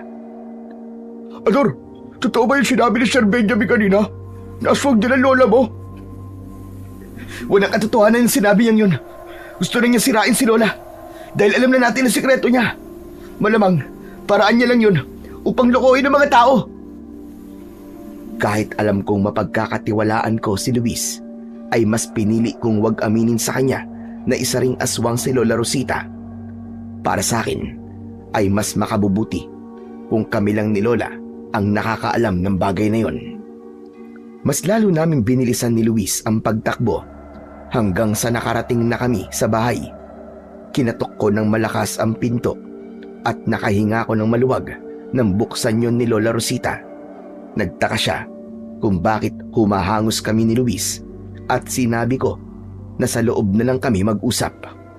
Nang nasa loob na kami, ay uminom muna kami ng tubig ni Luis at saka namin hinarap si Lola Rosita para sabihin ang nangyari. Siguro naman ay pwede niyo nang sabihin sa akin kung anong nangyari at bakit para kayong hinahabol ng multo. Mas okay pa nga po kung multo lang talaga ang umahabol sa amin eh. Pero hindi. Aswang po tinakasan namin, Lola Rosita. Tama po sinabi ni Luis, Lola. Kilala na po namin kung sino po ang aswang na pumapatay sa mga tao rito sa atin. Si Sir Benjamin po. Ano ka ba? Si Sir Benjamin niya?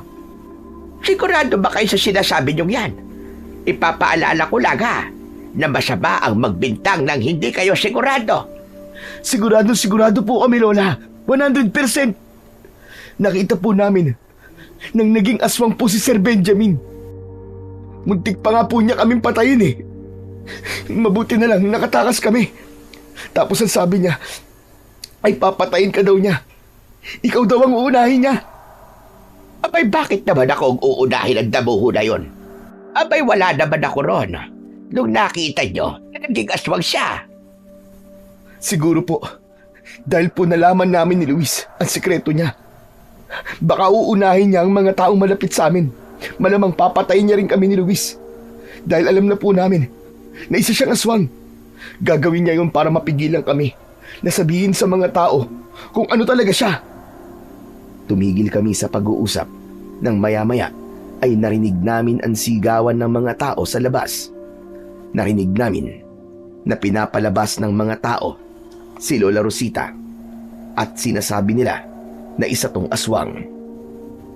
Doon ko napagtanto na ang sinabi ni Sir Benjamin na papatayin niya si Lola Rosita ay isang panlilin lang. Sinadya niyang umuwi kami ni Luis at ang totoo ay sinabihan na kagad niya ang mga tao na si Lola Rosita ang aswang. Apo, anong gagawin natin ngayon? Mukhang nabilog na po ni Sir Benjamin ang ulo ng mga tao. Kahit anong sabihin natin sa kanila, di baka hindi nila tayo paniwalaan, Lola. Mas makakabuti po kung magtago ka muna ngayon. Luis, itakas mo si Lola. Doon sa bintana sa likod, doon kayo dumaan. Eh paano ka, Tol? Kaya ko'ng sarili ko, sige na. Ako nangaharap sa mga tao. Bilisan niyo na, bago pa mapalibutan ng mga tao itong bahay. Hinintay ko munang makalabas sa bintana si Lola at Luis bago ko binuksan ang pinto. Tumiim ang bagang ko nang nakita ko ang hayop na si Benjamin na nasa unahan ng mga tao. Ilabas mo lola mong aswang, Ador. Kailangan niyang managot sa mga pagpatay na ginawa niya rito ng napakatagal na panahon. Hindi aswang ang lola ko. Huwag kayong maniwala sa Benjamin na yan. Sinasabi mo ba sinungaling ako? Nakita mismo ng mga mata ko kanina sa taniman ng nyog ang lola mo. Nag-anyong aswang siya. Muntik pa nga niya akong atakihin pero nakatakbo lang ako. Kaya agad kong sinabi kay Kapitan ang natuklasan ko para mabigyan niya ng babala ang mga tao. Kung meron mang aswang dito ay ikaw yun. Sa akin kayo maniwala. Ang Benjamin na to ang aswang. Nakita namin ni Luis na naging aswang siya dun sa likod ng kanyang bahay. Ginagawa niya ang pagsisinungaling na ito para isalba ang sarili niya. Kaya sinasabi niya si Lola ang aswang. Pero ang totoo, siya ang totoong aswang. Pambihira. Kapag ka desperado na talaga, ay gagawin ang lahat kahit magsinungaling. Sabihin mo yan sa sarili mo. Dahil sa sandaling ito, ay ikaw ang talagang desperado. Hindi kayo dapat kay Lola magalit, kundi diyan kay Benjamin. Siya ang aswang, maniwala kayo. Huwag niyong hayaan na bilugin ng aswang na yan ang mga ulo ninyo. Masyado nang tumatagal ang pag-uusap na ito. Halugugin niyo ang buong bahay ni Ador at huliin niyo ang lola niyang aswang. Hindi! Hindi kayo pwedeng pumasok dito. Wala dito si Lola. Wala na akong nagawa nang magkakasabay na dumagsa ang mga tao papasok sa aming bahay. Hinalugog nila ang bawat sulok ng bahay namin at maging sa paligid ay hinanap nila si Lola Rosita. Isang nakakalokong ngisi ang sumilay sa labi ni Benjamin habang nakatingin ako sa kanya. Hindi ko inasahan na magagawa niyang baligtarin ang pangyayari, pero sa utak ko ay alam kong hindi pa tapos ang laban at kailangan kong gumawa ng paraan para maipakita na si Benjamin ang aswang na pumatay sa mga tao noon sa aming lugar. Kahit papano ay nakahinga ko ng maluwag. Nang makalipas ang ilang oras ay hindi pa rin nakita ng mga tao si Lola Rosita. Pasikat na ang araw nang dumating si Luis sa bahay at bakas ang pagod sa kanyang muka. Salamat sa Diyos, Tol, at nakabalik ka na. Ano nangyari? Nasaan si Lola? Hindi ko alam. Nang nasa kakauyan na kami, ay sinabi niya na iwanan ko na siya ron at siya na raw ang bahala sa sarili niya. Nakakaligaw pala ron, kaya ngayon lang ako nakabalik eh. Pero sigurado ako na kung nasan man ang lola mo ngayon ay ligtas siya. Sana nga, Tol. Mabuti na lang talaga at di siya nakita ng mga tao. Dahil kung nakita siya ng mga yun, ay paniguradong sasaktan talaga siya. Eh ano palang nangyari dito? Wala na. Nabilog na ng Benjamin ay ng ulo ng mga tao. Naniwala sila sa sinabi ng Benjamin na yun, na si Lola Rosita ang aswang. Sinabi ko naman sa mga tao na si Benjamin ang totoong aswang, pero hindi sila naniwala sa akin. Iba talaga kapag maraming pera, no? Sila ang mas pinapaniwalaan ng mga tao kahit na nagsisinungaling sila. Ano kaya kung ako magsabi sa mga tao na aswang ang Benjamin na yun? Wag. Ako nga hindi pininiwalaan eh. Ikaw pa kaya? Sa bagay, tama ka sa sinabi mong yan. Pero Chong, anong gagawin natin ngayon? Kailangan makita ng mga tao na si Benjamin ang totoong aswang at hindi si Lola Rosita. Kapag nangyari yun, ay hindi na magagawang magsinungaling ni Benjamin. Pero paano natin gagawin yun? Habang nag-iisip ako ng paraan, ay dumating si Diyosa. Humahango siya at labis ang kanyang pag-aalala. Diyos ko, totoo ba na hinahanap ng mga tao si Lola Rosita dahil isa siyang aswang? Totoong hinahanap siya ng mga tao, pero hindi aswang si Lola. Alam mo yan sa sarili mo, Diyosa. Well, hindi naman ako naniniwala na aswang ang lola mo, friend. Ang tagal-tagal ko nang kakilala si Lola, no? At super bait niya, kaya imposible na isa siyang aswang. Si Benjamin, siya ang aswang. Nalaman kasi namin ni Luis ang sikreto niya, kaya nagtuturo siya ng ibang tao. Sinasabi ko na nga ba eh, may tinatagong baho ang Benjamin na yon. Kaya pala hindi ko siya feel Parang ang bigat-bigat ng loob ko sa kanya ever since na dumating siya rito sa lugar natin. OMG! Ano ba yan? Nakakaawa naman si Lola Rosita. Nasaan kaya siya ngayon? Nagtatago muna siya. Pero babalik din siya kapag naayos na ang lahat. At mangyayari lang yun kapag naipakita natin sa mga tao na aswang talaga si Benjamin. Nagpatuloy ako sa pag-iisip hanggang sa isang ideya ang pumasok sa utak ko. Agad kong ipinaalam kina Luis at Josa ang planong nabuo ko at walang pagdadalawang isip na pumayag sila nang sabihin ko na kailangan ko ang kanilang tulong. Maghapon akong nag-alala para kay Lola Rosita dahil wala akong ideya kung nasaan na siya. Ipinagdasal ko siya sa Panginoong Diyos na sana ay nasa mabuti siyang kalagayan at malagpasan namin ang napakabigat na problema na pinagdadaanan namin. Pagsapit ng gabi, ay inihanda ko ang aking sarili. Bandang 10:00 ng gabi, ay lumabas ako ng bahay habang may dalang matalas na itak. Tinahak ko ang daan papunta sa bahay ni Benjamin. Walang ibang nasa isip ko ng mga sandaling yon, kundi ang mapatunayan sa lahat ng mga tao na aswang si Benjamin at malinis ang pangalan ni Lola Rosita. Kaya panay ang dasal ko na sana ay magtagumpay ang plano ko para sa gabing yon. Hindi nagtagal ay nasa harapan na ako ng bahay ni Benjamin. Muli kong naramdaman ang paggapang ng kapangyarihan ng mutya ng pangil ng kalabaw sa aking katawan. Isa yung indikasyon na handa na akong harapin si Benjamin para sa isang madugong labanan. Benjamin! Lumabas ka dyan, hayop ka! Harapin mo ako! Tapusin na natin to ngayong gabi! Paulit-ulit akong sumigaw hanggang sa bumukas ang malaking pinto at lumabas si Benjamin. Ano't nambubulahaw ka ng tulog ng ganitong oras, ha? Siraulo ka ba? Ikaw ang siraulo! Harapin mo ko, hayop kang demonyo ka! Maglaban tayo! Matira ang matibay sa ating dalawa! Talagang napakatapang mo na ngayon, ha? Alam mo, mas mabuti pa nakausapin mo ang lola mong aswang at pasukuin mo na siya sa mga tao. Dahil sa ginagawa niyang pagtatago, ay pinapaliit lamang niya ang mundo niya. Hindi dapat nagtatago si Lola ngayon kung hindi mo siya inakusang aswang. Isa rin akong aswang. Kaya alam ko kung katulad ko ang isang tao. Sadyang matanda at mahina na nga yata ang lola mo.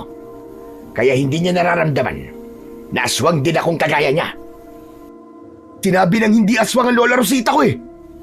Kung aswang siya, sana matagal niya na akong pinatay.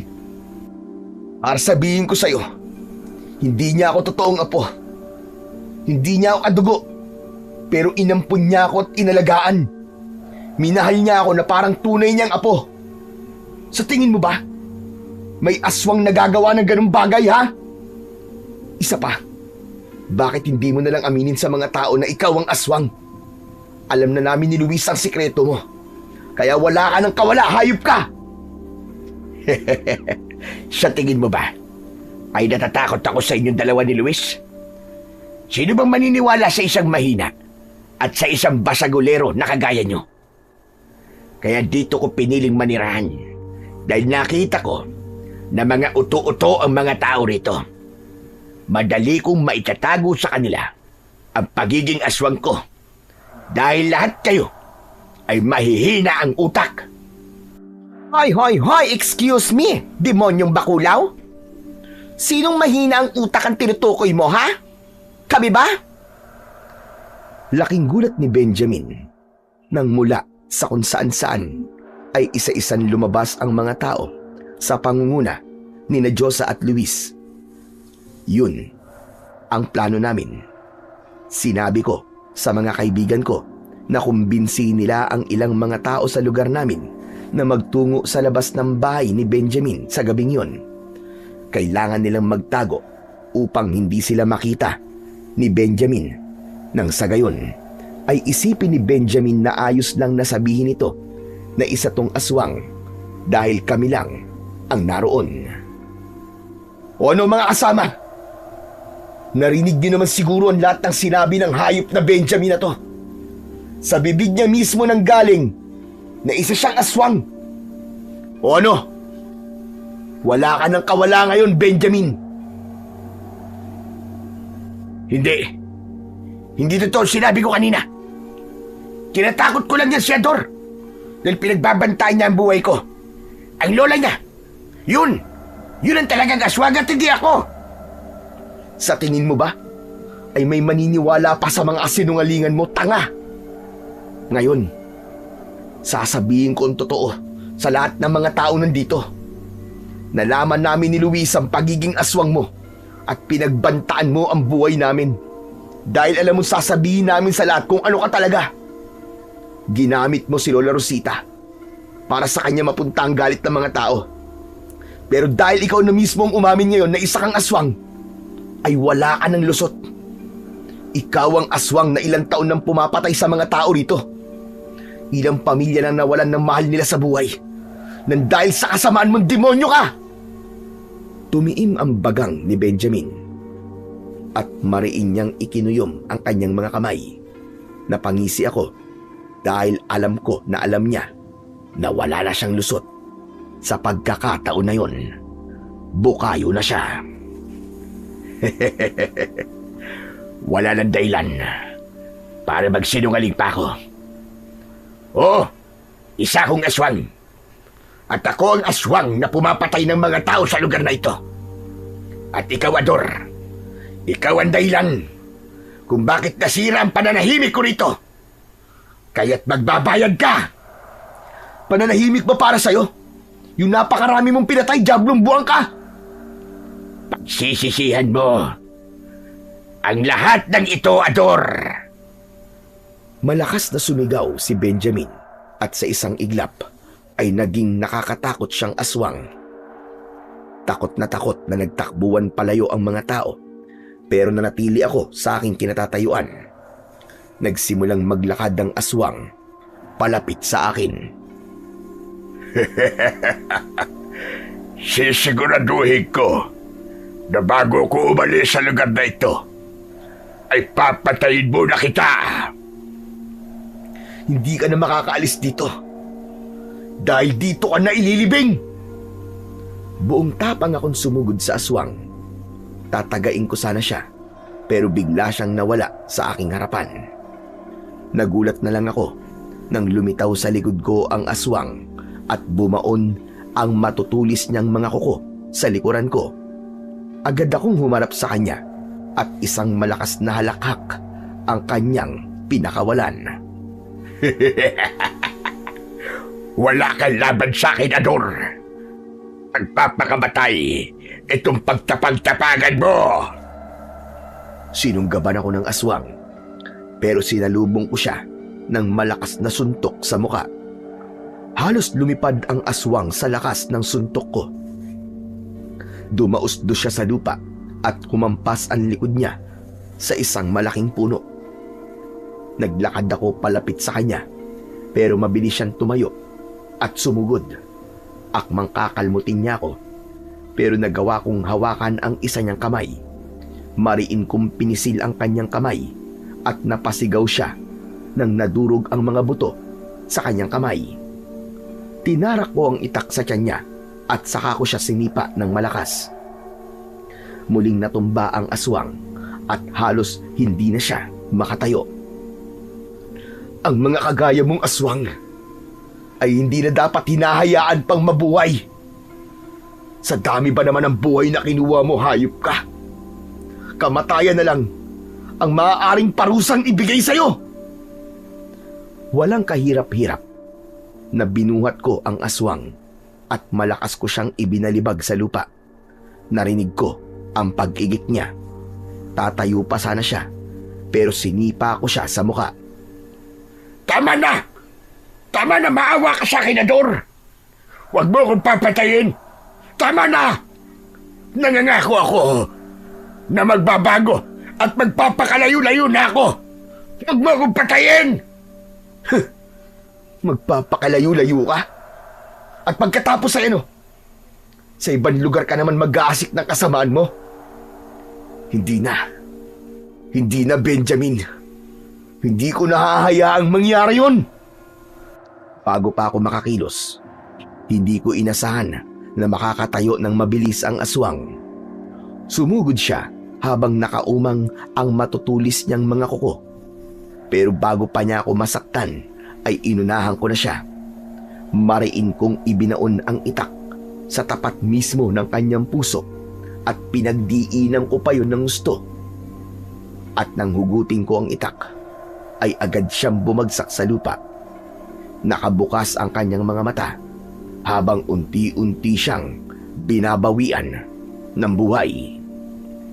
Kitang-kita ko rin ang pagbulwak ng dugo sa dibdib, sa bibig niya, sa kanyang ilong at sa kanyang mata.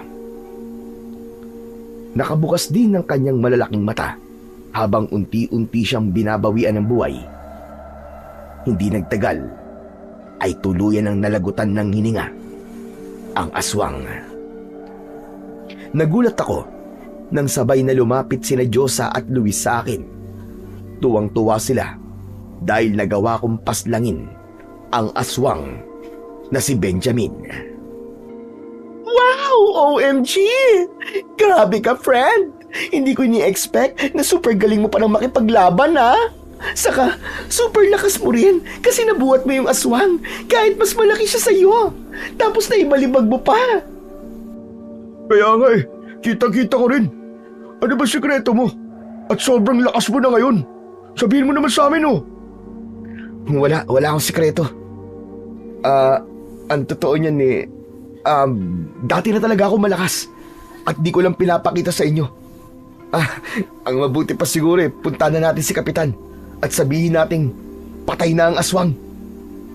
Pero, ibig bang sabihin ay pwede nang mag-comeback dito si Lola Rosita kasi nalaman na ng mga tao na si Benjamin ang totoong aswang? Oo, tama ka, Diyosa. Makakabalik na rito si Lola Rosita at sigurado ako na matutuwa yun kasi nalinis na natin ang pangalan niya. Tsaka oo nga pala, maraming salamat talaga sa tulong yung dalawa. Hindi ko to magagawa kung di niyo ako tinulungan. Ano ka ba? Siyempre, tutulungan ka namin, ano? What our friends are for, di ba? Oo nga naman. Magkakaibigan na tayo ngayon eh. Maraming salamat talaga.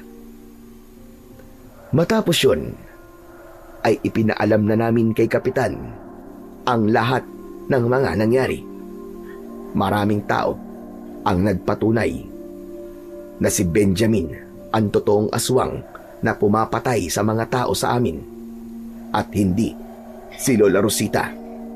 Nagkaisa kami na sunugin ang katawan ng aswang na si Benjamin at alam ko na sa sandaling yon ay nakamit na ng mga naging biktima niya ang hustisya. Simula noon ay nagbago na ang tingin ng mga tao sa akin. Hindi na ako ang dating mahina, lalampalampa at laging binubuli. Makalipas ang ilang araw ay bumalik si Lola Rosita at napakasaya niya nang malaman niya ang nangyari. Marami ang humingi ng tawad sa kanya dahil sa pag-akusa ng mga ito na isa siyang aswang. Yun nga lang, sa kasalukuyan ay hindi ko nakasama si Lola Rosita dahil pumanaw na siya at kasama niyang inilibing ang sikreto niya na isa siyang aswang. Hanggang ngayon ay suot-suot ko pa rin ang mutya ng pangil ng kalabaw bilang alaala ng aking lolo at lola na itinuring akong tunay na pamilya at nagmahal sa akin ng lubos. Marami akong natutunan sa lahat ng nangyari sa aking buhay. Naiintindihan ko na walang masama kung mahina ka sa simula. Pero magiging mali lang yon kung hahayaan mong maging mahina ka habang buhay.